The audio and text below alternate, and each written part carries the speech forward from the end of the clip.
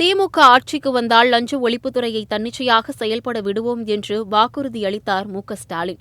ஆனால் திமுக ஆட்சிக்கு வந்த பிறகுதான் சொத்து குவிப்பு வழக்குகளில் திமுக அமைச்சர்களை விடுவித்தது உள்ளிட்ட பல்வேறு காரணங்களால் கடுமையான விமர்சனங்களுக்கும் கண்டனங்களுக்கும் ஆளாகி வருகிறது தமிழ்நாடு லஞ்ச ஒழிப்புத்துறை.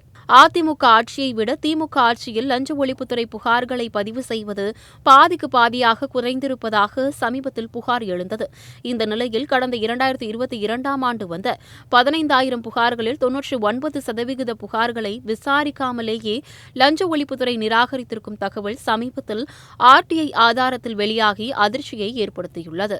ஆட்சி மாற்றம் ஏற்பட்டதும் லஞ்ச ஒழிப்புத்துறையின் நிறம் மாறுவதாகவும் ஆளுங்கட்சியினரை காப்பாற்றுவதாகவும் சமீபத்தில் மிக கடுமையான விமர்சனங்களுக்கு உள்ளானது தமிழ்நாடு அரசின் ஊழல் தடுப்பு மற்றும் கண்காணிப்புத்துறை.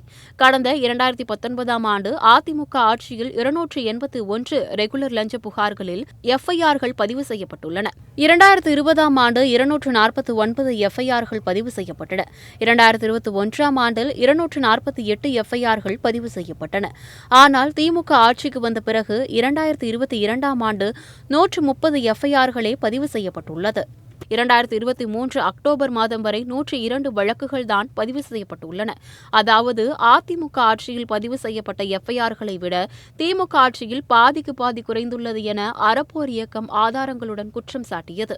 இந்த நிலையில்தான் ஆர்டிஐயில் மற்றொரு அவலம் வெளியாகி அதிர்ச்சியை ஏற்படுத்தியிருக்கிறது. கடந்த 2022ஆம் ஆண்டு ஜனவரி 1ஆம் தேதியிலிருந்து 2023 ஜனவரி 1ஆம் தேதி வரை தமிழ்நாடு முழுக்க லஞ்ச ஒழிப்புத்துறைக்கு 15,772 புகார்கள் வந்துள்ளன.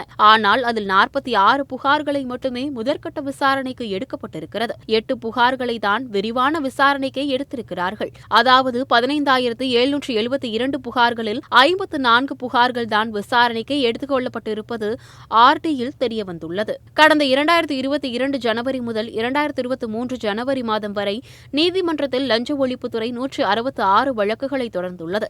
இதில் 56 பேர் விடுதலையாகிவிட்டார்கள் என்பதும் ஆர்டியில் தெரியவந்துள்ளது. அதாவது 2022ஆம் ஆண்டு வந்த 15,772 புகார்களில் விசாரணைக்கு எடுத்தது 54 புகார்கள் தான் என்றால் 99% லஞ்ச புகார்கள் நிராகரிக்கப்பட்டிருப்பது தெரியவந்துள்ளது. மேலும் பல புகார்களை விசாரிக்காமல் காலம் தாழ்த்துவதால் சிசிடிவி ஆதாரங்கள், கால் ரெக்கார்டர் ஆதாரங்கள், காட்சிகள் அளிக்கப்பட்டு விடுவதாகவும் குற்றம் சாட்டு எழுந்துள்ளது.